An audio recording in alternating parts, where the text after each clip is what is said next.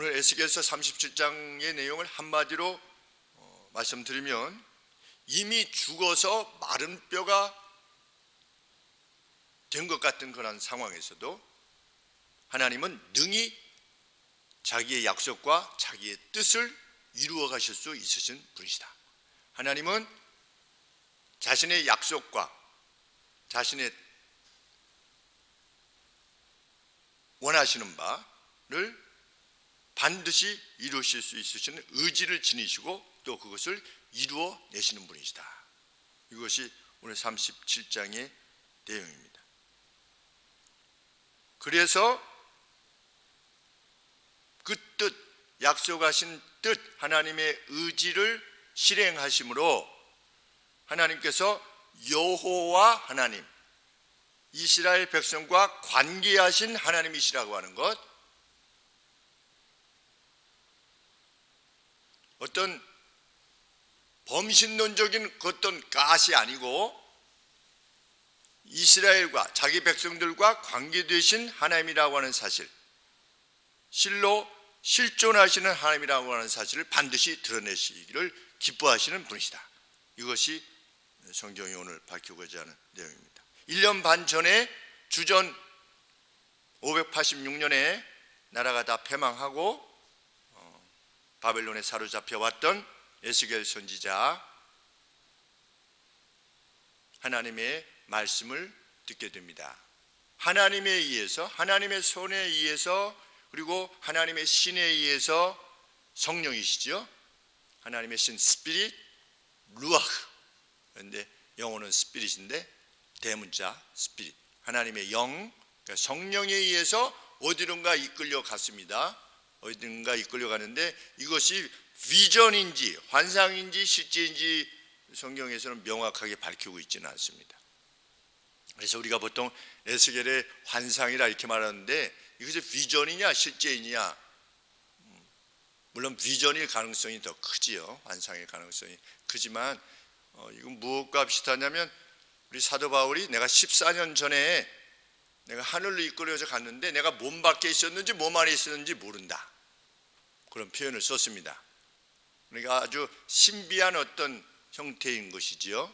자신의 영이 가서 본 것인지 아니면 어떤 자신 안에 있으면서 어떤 비전을 본 것인지 명확하지 않다라고 하는 것을 사도 바울이 밝힌 것처럼, 우리 이 내용도 에스겔 선지자가 골짜기로 가서 무수히 많았던 마른 뼈들을 본 것도 그것이 비전인지 실제인지 우리는 알 수 없습니다. 그러나 하나님이 에스겔에게 행하신 것만은 틀림이 없는 것입니다. 그래서 기록으로 남겨놓았습니다. 에스겔은 하나님에 의해서 협곡으로 벨리로 이끌림을 받았습니다. 그런데 거기에 무엇이 있었습니까? 수많은 마른 뼈들이 있었습니다. 다 죽어가지고, 우리 코끼리 죽으면, 코끼리가 죽고 나서 나중에 보면 코끼리 무리들이 이렇게 지나가면서 그 코끼리 뼈들이 있는 데로 가게 되면 참 코끼리가 신기하죠. 그 이미 다 말라버린, 가죽도 없는 그냥 상아가 이렇게 나와 있다든지 그런 뼈들을 보면서 그 살아있는 코끼리들이 거기다 경의를 표해요. 참 신기합니다, 코끼리들은. 그런데 에스겔 선지자가 가서 보았던 것들이 바로 그런 것들이었다는 것입니다. 다 말라서 그냥 살점 하나 없는, 힘줄도 없는, 그냥 말라버린 그러한 뼈의 내용을 보는 것입니다. 그런데 하나님께서 그것을 보고 있을 때 이렇게 에스겔 선지자에게 물으셨습니다. 이 뼈들이 살아날 수 있겠느냐? 이렇게 물었습니다.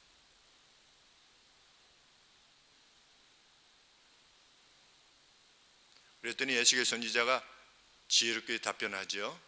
주께서 하시나이다. 주께서 하시나이다. 자신의 상황으로서, 자신의 이해로서는 결코 살아날 수 없다라고 하는 것에 대한 완곡한 표현일 것입니다. 주께서 하시나이다. 그랬더니 하나님이 뭐라고 말씀하십니까? 뼈들에게 외쳐라. 뭐라고 외쳐라? 이렇게 외치라고 했습니다. 보라, 내가 숨으로 너희 안에 들어가게 하여 너희가 생명에 이를 것이다. 내가 힘줄을 너희에게 공급할 것이며 살로 내 위에 많아지게 할 것이며 피부로 너희를 덮을 것이며 너희 안에 숨을 불어넣어서 너희로 살도록 할 것이다. 그래서 너희는 내가 여호와인 줄 알게 될 것이다. 이렇게 뼈들에게 외쳐라. 그 뼈들은 누구입니까? 지금 포로로 잡혀온 이스라엘 유다 백성들이지요. 하나님께서는 그 뼈들에게 외쳐라. 그러니까 에스겔 선지자로 하여금 이스라엘 백성들에게 외치라는 겁니다. 왜? 잡혀온 이스라엘 사람들의 상황은 어떤 상황이니까? 죽어가지고 골짜기에 있지만 또 이 뒤에 보면 무덤에 이미 그냥 썩어서 뼈만 남은 그러한 상태인 이스라엘 백성들에게 하나님께서 외치라고 하신 것입니다. 그런데 우리 4절 말씀에 보시면 또 내게 이르시되 너는 이 모든 뼈에게 하나님이 직접 말씀하시지 않습니다. 하나님은 대언하여 말씀하십니다. 참 이것이 하나님의 방식입니다. 하나님께서 직접 이스라엘 백성들에게 말씀하시지 않고 늘 중간에 대언자를 두셔서 말씀하게끔 하십니다. 그것이 하나님의 교회입니다. 그래서 다른 형태로 하나님의 말씀을 받게 되는 것이 아니지요. 설교를 통해서, 설교의 외침을 통해서 하나님의 말씀을 듣게 되도록 하시는 것이 하나님의 질서이라고 하는 것을 우리가 알게 되는데, 4절 말씀에 내게 이르시되 너는 이 모든 뼈에게 대언하여 이르기를 그랬죠. 대언하여 이르기를. 근데 제가 이 성경 중에서 보면서 정말 좋은 합당한 번역이다 생각이 듭니다. 우리가 선지자를 우리가 다른 본문에서는 예언하여 이르기를 이런 표현을 씁니다. 예언하여 이르기를. 나바입니다. 나바. 말하는 겁니다. 근데 영어로는 프라페시라고 그럽니다. 그러니까 어떤 선지적 언급을 하는 겁니다. 근데 선지적 언급이라고 하는 건 뭐냐? 이제 어떤 예언이다라고 하면 우리가 앞에 있는 거를 뭘 자꾸만 생각하려고 하는데 그것이 아니라 그 언어를 쓰는 겁니다. 그러니까 일반 다른 데서 이 성경 내에서도 다른 구절에서 이것을 무엇이라고 많이 번역을 했냐면 예언하여 이르기를 이런 표현을 쓴 겁니다. 나바했다. 예언하였다. 그런데 여기에 똑같은 나바라고 하는 단어를 대언이라고 하는 표현을 썼습니다. 그러니까 우리 성경에서 말하는 것은 대언인 것이죠. 대언. 하나님의 말씀을 대언하는 것이 곧 나바고 그것이 성경에서 번역되는 예언인 겁니다. 그런데 그 대언 중에 어떤 것들은 미래에 일어날 그 어떤 것들일 수도 있고 아니면 현재적 어떤 상황에 대한 하나님의 언급일 수도 있는 겁니다. 그러니까 선지자가 꼭 이 앞에 있는 사건에 대해서만 말한 것이 아니라 나단 선지자가 가서 하나님을 대신하여 대언한 거죠. 그 외침도 나바인 겁니다. 하나님께서 가서 이렇게 해라 라고 감동해 주셨을 때 가서 하나님의 뜻을 전달하는 겁니다. 그게 뭐냐? 그게 나바입니다. 그게 선지자의 역할이었습니다.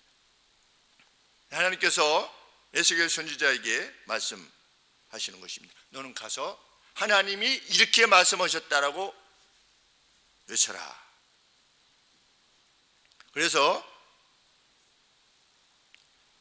일단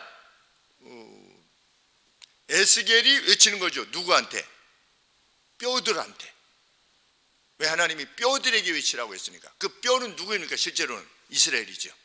그런데 그 환상 가운데서는 환상이라고 하죠.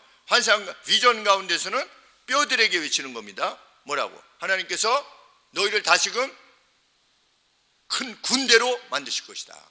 마른 뼈 같은 너희들이라 할지라도 내가 너희를 다시금 군대로 만들 것이다. 라고 하는 것을 가서 외쳐라. 그래서 에스겔이 외쳤어요. 외쳤더니 어떻게 됐습니까? 과연 외쳤더니 뼈들이 모이는 그런 어떤 그 소리들을 듣는 겁니다. 그래서 우리 뭐라고 표현되어 있습니까?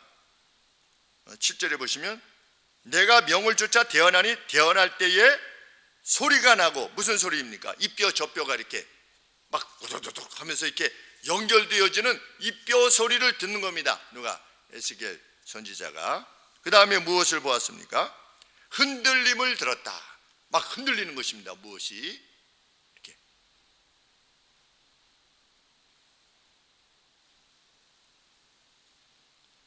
그래서 뭐라고 되어 있냐면 노이즈가 있었다. 어떤 소리가 있었고 and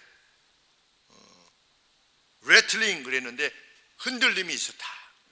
그 큰 뼈, 많은 뼈들이 막 일어나가지고 뼈들끼리 서로 막 맞춰지고 이렇게 되는 그 장면을 보고 귀로 들은 것입니다. 에스겔 선지자가. 이후에 뼈들이 함께 모이는 것과 힘줄이 그들 위에 있게 되고 살이 점증하더니 스킨이 그것들을 덮는 장면을 에스겔이 보게 됩니다. 그런데 무엇은 없었더라? 생기는 없었더라. 이 생기라고 하는 단어가 언제, 우리 생기하면 언제가 생각이 납니까? 우리 아담에게 하나님께서 생기를 불어넣으셨을 때 브레스, 그런데 히브리 말로 루아흐. 그러니까 이제 루아흐가 무엇으로 이렇게 번역이 될 수 있냐면 브레스, 어떤 숨, 그리고 윈드, 바람. 예수님이 나중에 성령을 바람으로, 왜? 성령이 루아흐예요. 영. 그러니까 루아흐가 영, 스피릿으로도 번역될 수 있고 윈드, 바람으로도 번역될 수 있고 또 브레스, 또 숨결로도 번역이 되어 있는데 여기 생기라고 번역을 해놓은 겁니다. 그런데 이 내용을 보면 어떻습니까? 하나님께서 아담을 창조하실 때의 모습과 비슷하죠. 다 만들어 놓으신 겁니다. 흙으로. 아무것도 없던 곳에서 흙에서 만드신 거죠. 마른 뼈들 위에다가 살도 덮이게 하시고 신경도 붙여주시고 피부도 덮여주셔서 어떤, 우리 중국에 보면 그 진시황 무덤에 있다고 하는 그 돌들이 있지 않습니까? 수많은 병정들의 어떤, 그렇게 이게 서 있는 거겠죠. 생기는 없는 가운데 하나님께서 뭐라고 말씀하시는 겁니까? 에스겔 보고 외쳐라. 누구에 대해서 외쳐라? 숨에 대해서 외쳐라. 참 어려운 표현입니다. 숨에 대해서 명령을 하라는 겁니다. 숨, 브레스에 대해서. 숨에게 말하라. 뭐라고? 오 생기야, 오 브레스야, 루아흐야, 이 살해된 이들 위에 숨쉬어서 그것들이 생명으로 이르게 하라 라고 숨에게 외쳐라. 에스겔아. 에스겔이 주께서 명하신 대로, 하나님께서 명하신 대로 행했을 때에 10절 말씀에 보면 생기가 그들 안에 들어간 것과 그들이 살아서 그들의 발로 선 것과 하나의 큰 군대를 이루는 것을 보았다. 하나님은 무에서 유를 창조하신 분이시고 나사로 정도가 아니라, 썩은 냄새가 나는 나사로 정도가 아니라 마른 뼈들도 하나님께서는 능히 원하시면, 하나님이 뜻하시면 이루실 수 있으신 분이시다. 그것을 우리가 믿고 있는 것입니다. 에스겔 선지자가 그들에게 외쳤을 때 그것을 당장 발휘할 수 있었겠습니까? 포로된 이들이 심히 불가한 일이었을 가능성이 큽니다.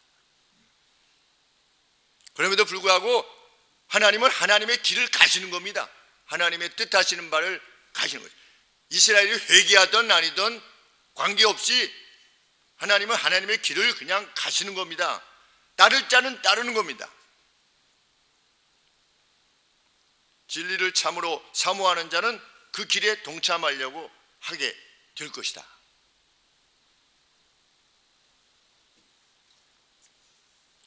하나님께서는 이 장면이 의미하는 바를 하나님 스스로 설명해 주시죠. 11절 말씀에 그 마른 뼈들은 누구다? 이스라엘의 온 집을 말하는 것이다. 근데 그들이 어떻게 절망하고 있다? 우리의 뼈들이 말랐고 우리의 소망이 소멸되었다라고 말하는 이스라엘 백성들이다. 그 누구입니까? 포로되어 왔던 이들이죠. 포로되어 왔던 이들에게 외쳐라.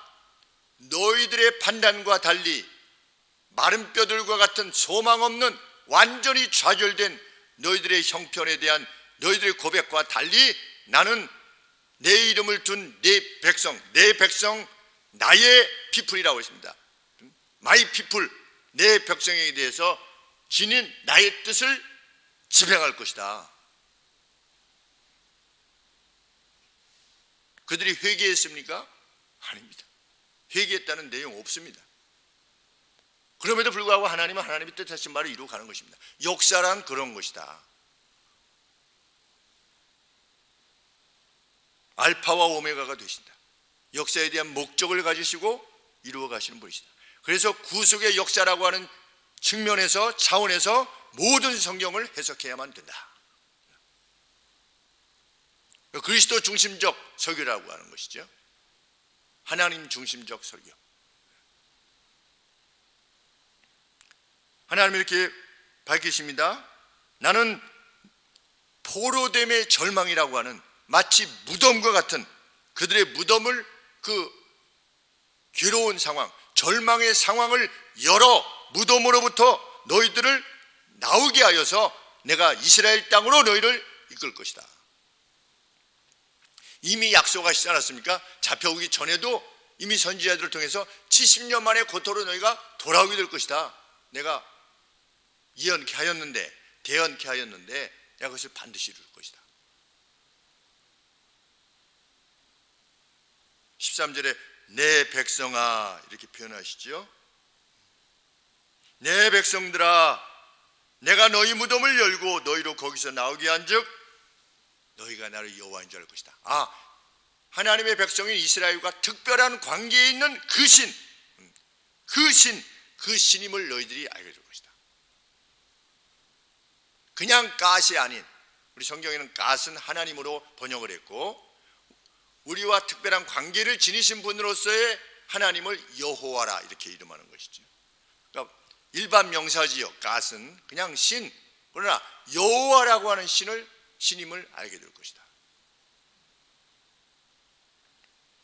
그런데 하나님은 이스라엘의 그 회복에 관해서 언급되어 하실 때 단지 포로됨으로부터의 귀환, 그냥 이스라엘 땅으로 돌아오는 그 귀환으로서의 회복만을 말하는 것이 아니라 내 영이 너희들 가운데 거하게 될 것이다.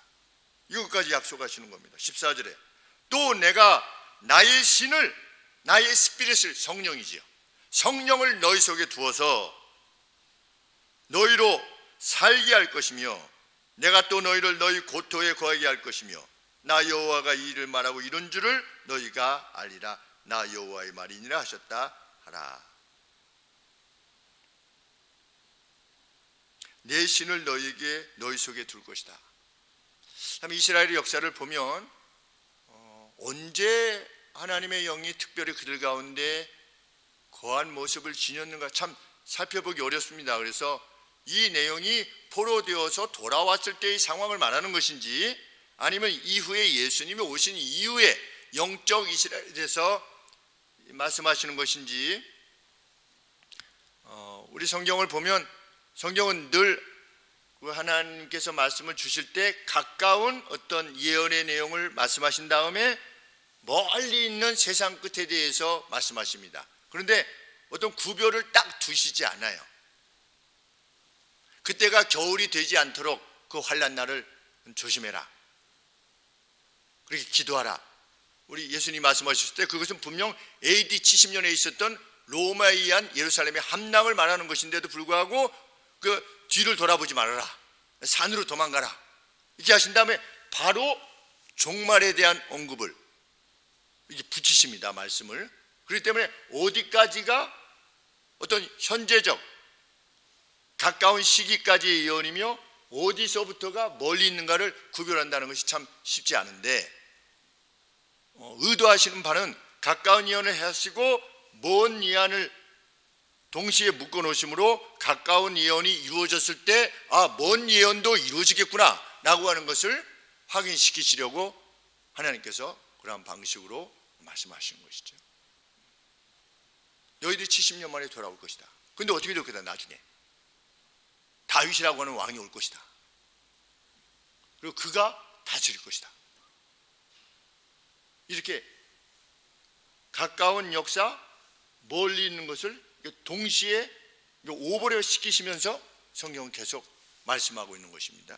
그런데 우리 14절도 보면 내가 또 내 신을 너희에게 두어 너희로 살게 하고, 그러니까 영을 주시겠다는 것이죠. 여기서 산다라고 하는 것은 그냥 사는 것이 아니라 영적인 회복을 말하는 것이 분명하겠죠. 내가 또 너희를 너희 고토에 거하게 하리니, 그런데 고토는 이전 땅으로 돌아오는 거 아니겠습니까? 이런 차원에서 보면 돌아올 때의 어떤 무브먼트를 성령께서 무브먼트를 허락해 주시는 것으로 여겨지는 것이 이미 구약시대에 AD 70년에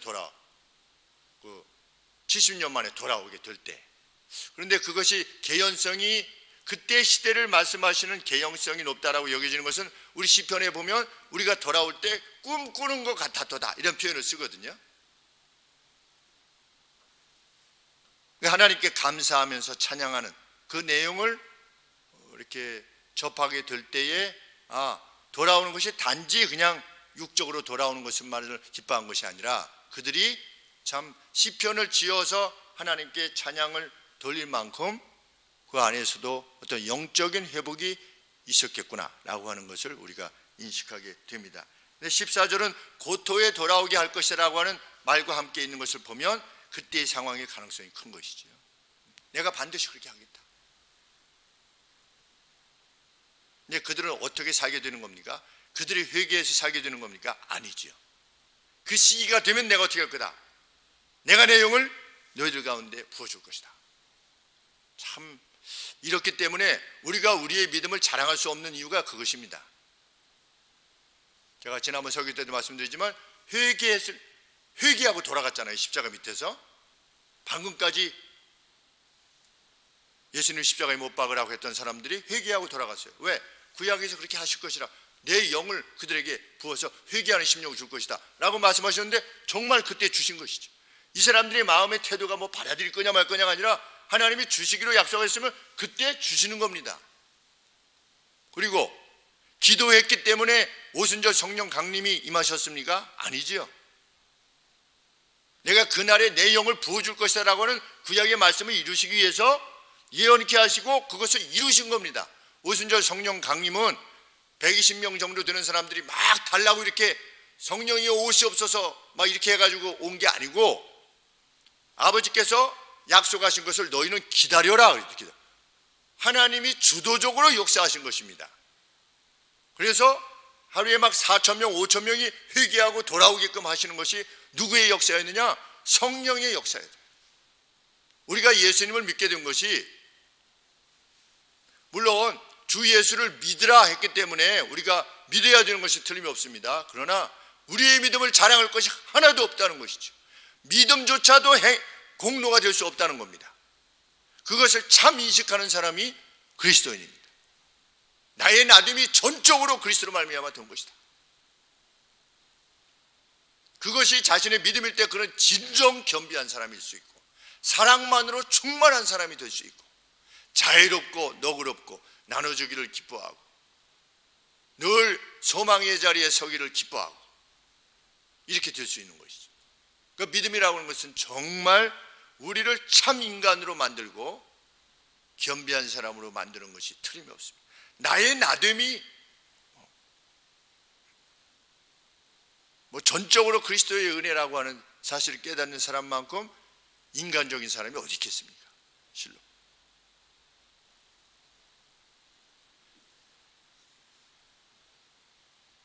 14절 말씀 하반절에 나 여호와가 이 일을 말한 다음에 이룬 줄을 너희가 알게 될 것이다. 하나님은 역사전에 미리 말씀하시고 그 이후에 일을 이루십니다. 그것을 통해서 그 일이 이루어진 것이 하나님의 의도에 의한 것임을 분명하게 밝히시기 위해서 먼저 밝히시는 겁니다. 자, 봐라, 내가 이렇게 할 거다. 그리고 실제로 이렇게 무엇이 이루어졌을 때, 아, 정말 내가 이렇게 할 거다라고 하는 분이 그것을 이루었구나 라고 하는 것을 알게 되는 것이죠. 그것은 마치 돼지떼에 군대 귀신들이 들어가는 것과 마찬가지입니다. 우리 그 군대 귀신 들렸던 사람들로부터 그 귀신이 저 돼지떼에 들어가는 것을 허락해 주십시오 라고 했을 때 예수님이 허락하셨잖아요. 군대 귀신 들렸던 사람에게서 나가서 이 돼지떼에 들어가서 2,000마리가 죽었어요. 몰사했어요. 왜 예수님은 그것을 허락하셨을까요?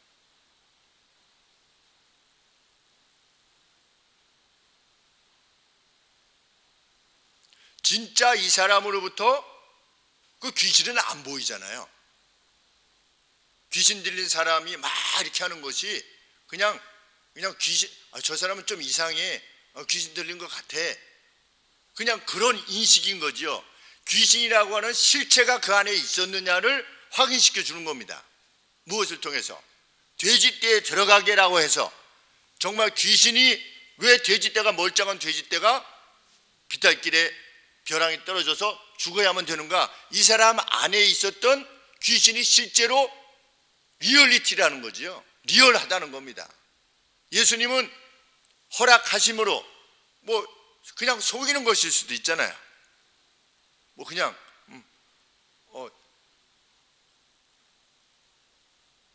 너 이렇게 있었었는데 너 귀신아 나가거라. 근데 이 사람이 온전해지긴 했어요. 그런데 귀신이 나가서 온전해졌는지, 뭐 예수님이 어떤 특별한 말을 듣고 뭐 교화가 됐는지 일반 사람들이 그것을 어떻게 인식할 수 있겠습니까? 귀신이 들어있었다고 하는 것을. 그런데 예수님이 어떻게 하시는 겁니까? 돼지떼에 들어가는 것을 허락하심으로 진짜 이 사람 안에 그런 귀신, 군대 귀신이 들어있었구나 라고 하는 것을 보는 사람들로 확인케 하시는 거죠. 그래서 주님의 권세, 귀신들에 대한 권세가 있으심을 분명히 드러내시는 것입니다. 이 역사 속에서 먼저 왜 말씀하시는가? 먼저 말씀하신 다음에 이루면 사람들이 그때 그렇게 된다라고 했는데 정말 그렇게 됐구나, 그러면 그 말이 사실이겠구나 라고 하는 것을 하나님의 입증해 보이시기를 원하신다는 것입니다. 우리 성경에 보면 수많은 약속들이 있습니다. 하나님의 약속.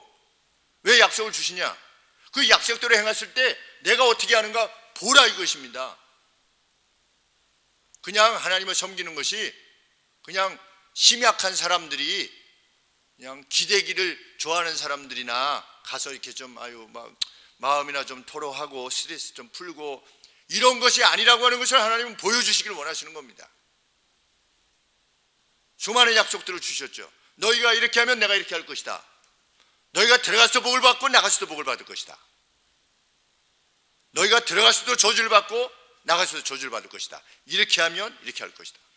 나는 너희의 복됨을 위해서 너희들 앞에 이 법을 주었다. 너희들이 이 법을 준수하면 내가 반드시 복을 주마. 이 하나님의 약속입니다. 하나님의 약속은 역사에 대해서 어떤 일이 이루어질 것이다 라고 하는 것을 약속하셨을 때 그 약속 이루신 것처럼 각각의 주신 그 미시적인 약속들도 하나님은 다 이루실 것입니다. 왜? 하나님께서는 허언하시는 분이 아니시기 때문에. 그래서 우리가 현재를 살아가는 우리로서는 그 하나님의 약속에 우리 자신을 두는 것이지요. 그래서 행하여 현재적인 블레싱도 우리가 누리면서 살기를 원하는 것입니다. 예수님을 믿는 사람은 죽은 다음에 보자. 성경에서 이렇게 말하고 있지 않습니까?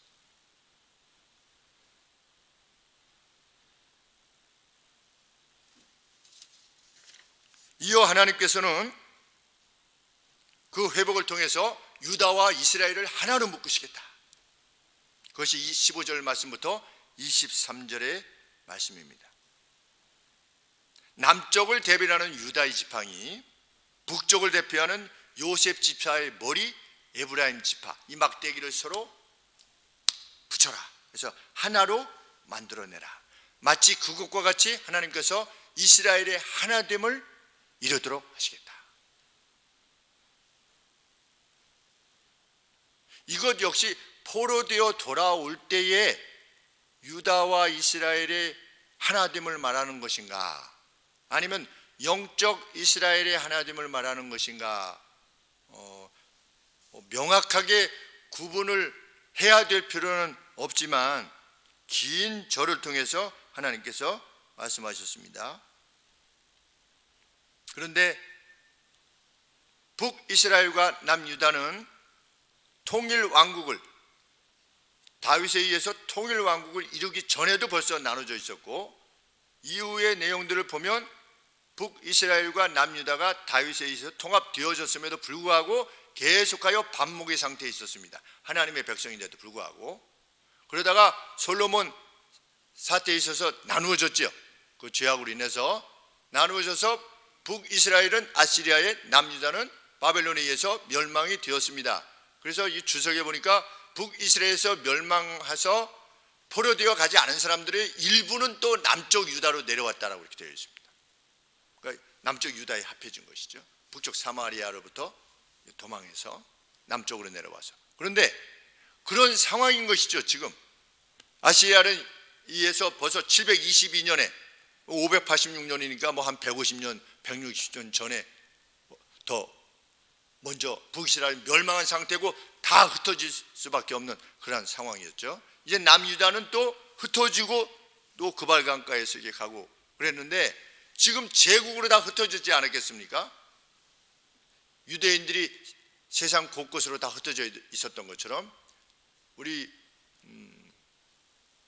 이스라엘이 로마에 의해서 멸망된 다음에 유대인들이 다 흩어져서 살지 않았습니까? 그래서 아프리카에서도 막 흩어져서 살고, 저기 북쪽에 가서 러시아에서도 가서 살고, 그래가지고 이스라엘이 어떤 그 정책을 해가지고 다들 돌아와라,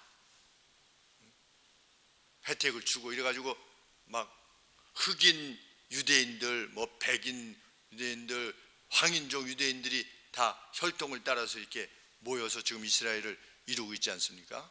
그런데 하나님께서 어떻게 할 것이다? 그렇게 나누어졌던 북이스라엘과 남유다가 하나가 되게 할 것이다. 이것을 보면 그것이 포로되어서 돌아올 때 당시의 일이었다면, 하나님께서는 아브라함의, 역시 아브라함의 후손이었던 에브라임 지파를 비롯한 북이스라엘 지파에 대한 긍휼을 여전히 베푸시는 하나님으로서 역사하시기를 기뻐하셨다고 하는 것을 알게 됩니다. 남유다만 하나님이 돌아오게 하신 것이 아니고 북이스라엘, 이미 먼저 멸망한 북이스라엘도 하나님의 자비하심 가운데 다시금 모든 나라들로부터 돌아오게 하셨다고 하는 것을 알게 되는 것입니다. 또한 예수님 시대에 와서는 어떻게 했습니까? 예수님께서 이루신 것은 북사마리아와 남유다, 우리가 우물가의 여인, 그 사마리아 여인이 물었을 때 우리 북이스라엘은 그리심산이 경배의 장소라고 하고 남쪽 유다 사람들은 예루살렘이 경배의 장소라고 하는데 어디에서 드려야 됩니까? 이러니까 예수님께서 뭐라고 말씀하셨습니까? 북이스라엘과 남유다가 하나일 수 있다. 어떤 점에 있어서? 신령과 인스피릿, 영으로 드리는 예배.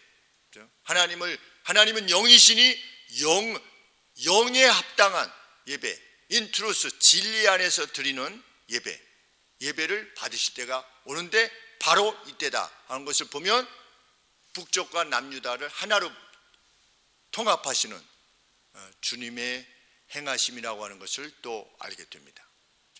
어떤 것을 말씀하시는 건지 정확하게 우리가 뭐 나눌 필요는 없지만, 그때 당시의 일이었다면 포로되어임의 귀환에 있어서 이스라엘과 유다를 함께 그 포로되었던 이들을 그 고토로 모으시는 것일 수 있고, 또 예수님 시대라고 할 것 같으면 영으로 하나로 묶으시는 것이라 이렇게 말하시는데, 그 예언이 반드시 이루어질 것이다 라고 하시는데 여간에 둘 다 이루어진 것입니다. 둘 다 이 차원에 있어서.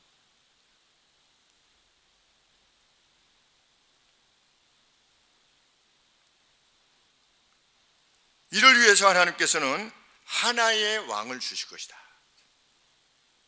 어떤 왕인가? 24절에 보시면 내 종 다윗이, 자 이제 고토로 돌아오는 그 예언의 내용에서 멀리 있는 예언이 언급되어져 있는 것이죠. 내 종 다윗이 누구십니까? 예수 그리스도시죠. 다윗의 자손이요. 다윗에게 약속하시지 않았습니까? 그 보좌가 영원한 그 어떤 존재가 등장할 것을, 다윗과는 다 끝장났는데 그 영원한 그 왕권이 주어지는 그 존재가 누구냐? 예수 그리스도시죠. 내 종 다윗이 그들의 왕이 될 것인데, 그들에게 행하시는 왕의 통치의 방식은 뭐냐? 양을 돌보는 것 같이, 목자가 양을 돌보는 것 같이 될 것이다. 그래서 예수님이 오셔서 뭐라고 말씀하셨습니까? 나는 참 목자라, 이렇게 말씀하신 겁니다. 나는 참 목자라.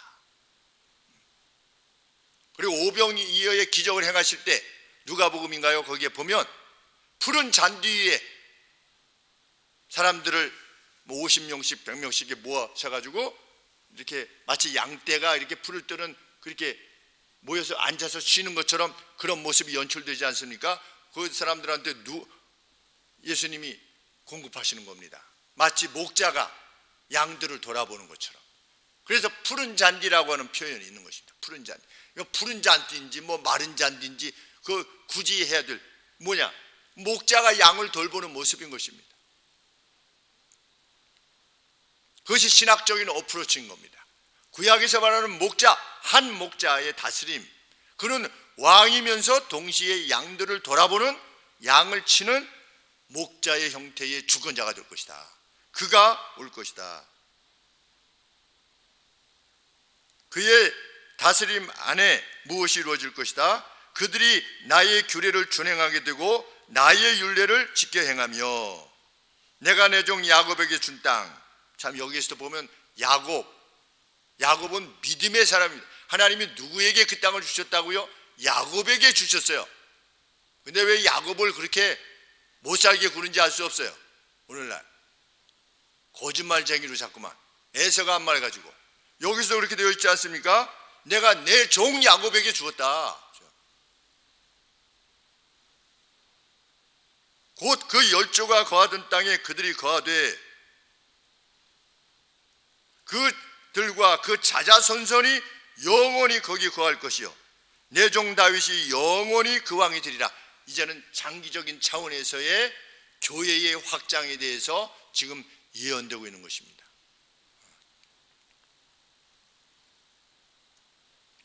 이 내용은 분명 그리스도의 오심에 이은 시대에 이루어진 내용이라 할 수 있겠습니다. 오셔서 주님이 무엇을 하셨습니까? 26절에 내가 그들과 화평의 언약을 맺어서, 예수님을 통해서, 다윗의 자손인 예수님의 희생을 통해서 하나님과 우리가 어떻게 되었습니까? 화평케 되었죠. 예수 그리스도만 믿으면 모든 죄를 사하여 주시는 화평의 평강의 언약을 맺어주신 겁니다.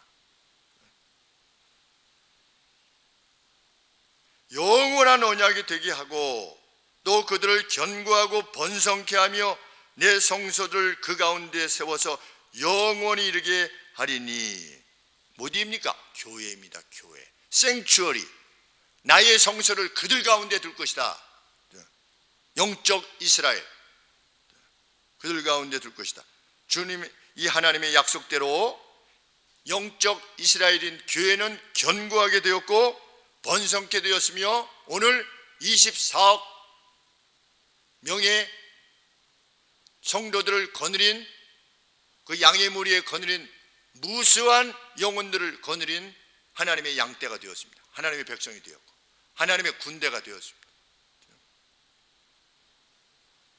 중간에 바벨론, 페르시아, 헬라 제국, 그리스 제국, 로마 제국이, 그 거대한 제국들의 엠파이어들이 이 기독교의 킹덤과 맞서려고 했다가 어떻게 됐습니까? 다 멸망당했죠. 오히려 기독교에 의해서 통합되는 그러한 역사를 하나님께서 우리에게 보여주셨습니다. 역사는 입증하는 것입니다. 예수님께서도 말씀하시지 않았습니까? 30배, 60배, 100배의 열매를 맺게 될 것이다. 여러 가지 복음에 대한 반응을 보이는 자들이 있을 것이다. 세상 염려 때문에, 또 세상의 어떤 유혹 때문에, 아니면 그냥 뭐 길가에 떨어진 것처럼 뭐 반응을 보이지 않는 당신이나 믿으시오 라고 하는 이런 여러 반응이 있을 것이지만 궁극적으로 내 나라는 어떻게 될 것이다? 30배, 60배, 100배 열매를 맺게 될 것이다. 그것이 역사에 대한 나의 의지다. 내 교회에 대한. 참여하는 자는 영원히 살게 될 것이고 참여하지 않으려 하는 자는 영원히 저주를 받게 될 것이다. 예수님 말씀하신 말대로 이렇게 됐지요. 가루 서말에 이스트를 넣어서 부풀리는 것처럼, 야, 어떻게 중국처럼, 지금 중국 그렇게 핍박 가운데서도 어떻게 1억 5천만 명이나 취산되는 성도들이 그렇게 생길 수 있는가? 오히려 그 핍박이 그렇게 심한데 우리는 핍박도 없는데 전도하는데 전도가 잘 안 된다고 이러는 판에 어디 중국은 그런 핍박이 있는데도 불구하고 더 늘어나고 있는가? 그리고 그 전망이 2000 몇십 년이 되면 2억 5천만 명이 될 것이다. 중국의 성도들이. 이게 뭐냐? 예수님이 말씀하시는 그 내용인 것입니다. 그 신비를 알 수가 없어요. 마치 이스트를 넣어가지고 빵이 부풀어지는 것처럼 어떻게 이게 확장되어 가는가에 대한 이해를 지닐 수 없어요. 반드시 그렇게 될 것이다. 왜? 그것이 나의 의지니까. 그 의지 가운데 우리가 구원을 받게 된 것입니다. 하나님의 의지를 힘입어.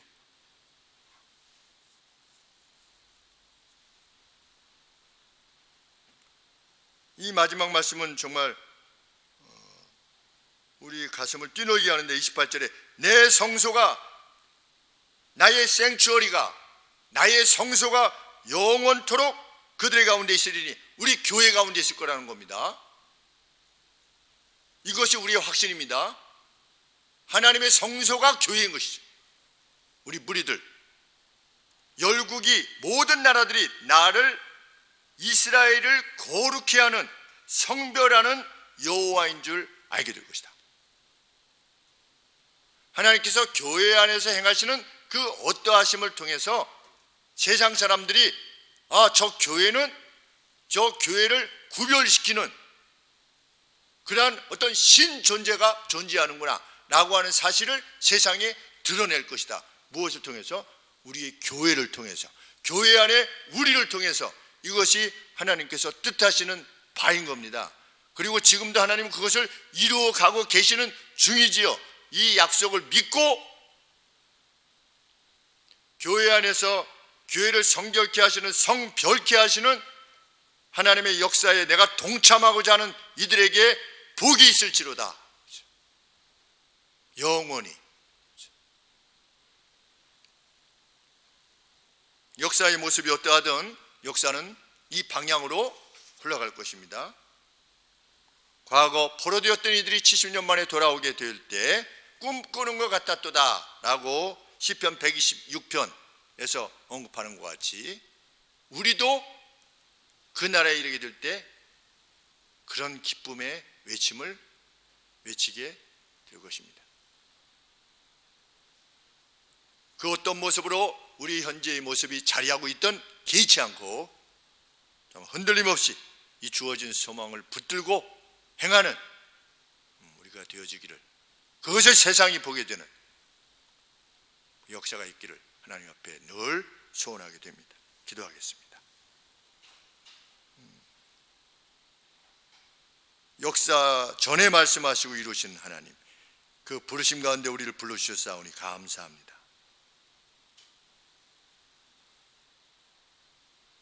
흔들림 없는 소망으로 저희들 결정하고 행할 수 있게 하시고 우리의 언어 행실이 이루어질 수 있도록 도와주시옵소서. 우리 다 같이 주께서 가르쳐 주신 기도하겠습니다. 하늘에 계신 우리